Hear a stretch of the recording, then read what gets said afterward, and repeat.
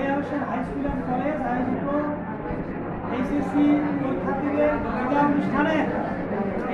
পরীক্ষার্থীদের বিদায় অনুষ্ঠানের আজকে সম্মানিত ভারপ্রাপ্ত অধ্যক্ষ এবং আমার সহকর্মীবৃন্দ এবং আমার সম্মুখে ছাত্রছাত্রীবৃন্দ, আসসালামু আলাইকুম।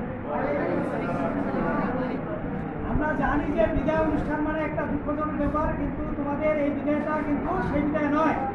তোমাদের এই এসএসসি পরীক্ষার রেজাল্টের উপরে নির্ভর করবে তোমরা কোথায় যাওয়া। এর জন্য আমি প্রথমেই তোমাদের উপদেশ দিব, তোমরা শৃঙ্খলার সহিত তোমার পরীক্ষা কেন্দ্রে যাওয়া, ভদ্রতার সহিত। শৃঙ্খলা তো জানো, ডিসিপ্লিন। এখানে কোনো উত্তেজিত কথা বা কোনো অভদ্রতা থাকবে না। তাই আমি তোমাদের আহ্বান করব, চুপ বসো না। তোমাদের কেন্দ্র আদর্শ কলেজ, তোমাদের কেন্দ্র হলো আদর্শ কলেজ। এই কলেজে তোমরা যাওয়া, আমাদের পরিচিত কলেজ, স্যারেরা খুব ভালো। তোমরা শৃঙ্খলার সহিত যাবা, বসবা, নির্দিষ্ট সিটে বসবা এবং কোনো অনিয়ম করবে না। এটা আমাদের উপদেশ, আমার ব্যক্তিগত উপদেশ এটা।